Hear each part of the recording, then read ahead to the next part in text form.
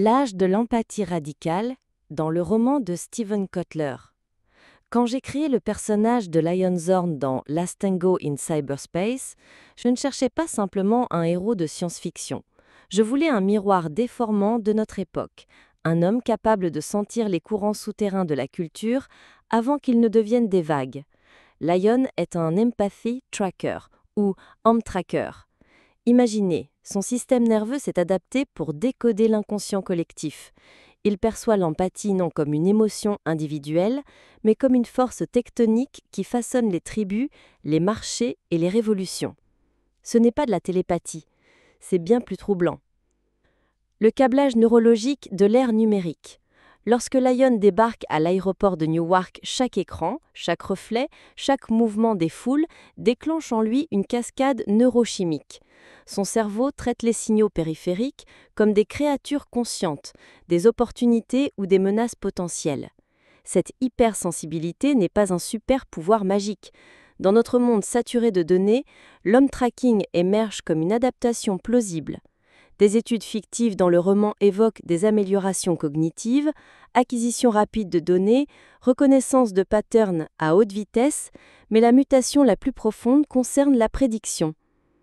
Contrairement au cerveau humain standard centré sur la survie individuelle, celui de Lion trace l'avenir de cultures entières. Prenez les polytribes, ces hybridations de sous-cultures, un emprunt du hip-hop californien, au maquillage giaru japonais, à l'esthétique emo de Washington, sont pour Lion des écosystèmes vivants. 10 ans avant que le grand public ne les remarque, il était payé par des mégacorps pour traquer ces microdémographies exploitables. Aujourd'hui, elles sont partout, de la musique polytribe de Prince Cheese aux restaurants intersectionnels comme Tora Toro ou le borscht, épice des sushis. L'empathie culturelle est la nouvelle monnaie. Ceux qui la cartographient contrôlent le futur. L'éthique en mode sablier. Lion porte ses cicatrices morales comme une armure. Son passé de journaliste engagé dans l'Animal Liberation Front l'a mené en prison. Non pour un article, mais pour avoir libéré des singes rhésus. Cette rage éthique refait surface quand il découvre la maison de Robert Walker, ce chasseur de trophées décapité.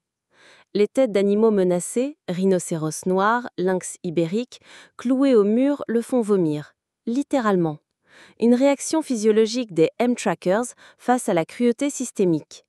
Le roman interroge jusqu'où l'empathie peut-elle s'étendre ?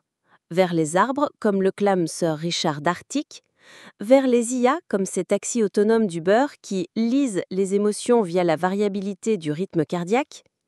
La scène où Lion observe un drone libellule militaire, un insecte mécanique aux ailes d'ambre, doté d'un lidar, résume ce vertige. La technologie outrepasse nos cadres éthiques.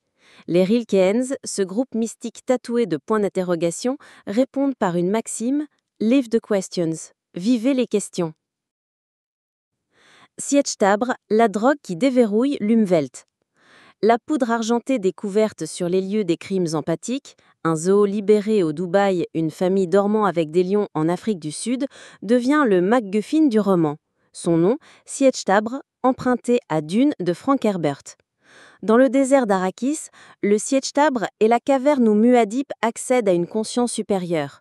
Dans notre réalité, c'est un psychotrope révolutionnaire. Ses effets ? Élargissement de l'Umwelt, ce terme biologique désigne la boule perceptive d'une espèce.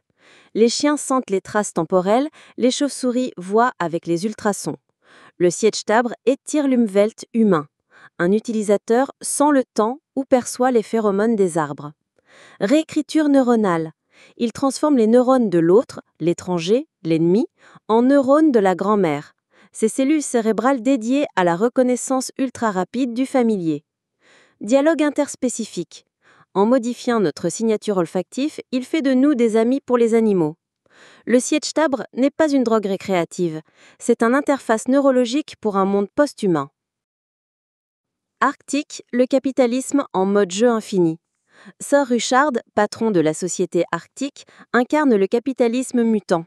Pour lui, les produits, médicaments, gadgets sont des reliques du XXe siècle, des jeux finis. Arctique joue un jeu infini, manipuler le changement lui-même. Sa méthode ? Pistage proactif. Il traque les M-trackers comme Lion via une surveillance omnisciente, la boîte à tabac en cuir synthétique, l'implant subdermal de Beau. Ingénierie sociale. Sa campagne de désinformation autour de Prince Cheese et des Rilkeyens crée une story émergente, un mythe qui devient réalité. Nettoyage de données.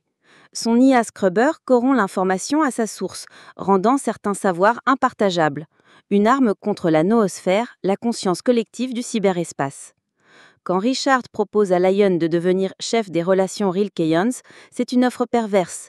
Utiliser son empathie pour domestiquer la rébellion. L'espoir est un muscle à entraîner. La conclusion de Lion, son oui final, n'est pas une victoire, c'est un acte de foi. Dans la scène clé, il observe les yeux du chasseur décapité, Robert Walker, et il lit du remords. Cette émotion, infime mais réelle, lui révèle un futur possible, une humanité capable d'empathie radicale, même envers ses bourreaux. Le roman se clôt sur une question ouverte. Comment naviguer dans un monde où la technologie outrepasse l'éthique, où l'empathie devient un outil de contrôle ou de libération? La réponse est dans le titre. Le dernier tango n'est pas une danse de la mort, mais une invitation à bouger avec les courants, pas contre eux. L'anxiété est l'ennemi de l'empathie. La peur nous rend égocentriques. L'égocentrisme nous rend aveugles. Choisir le calme n'est pas un luxe, c'est une nécessité évolutive.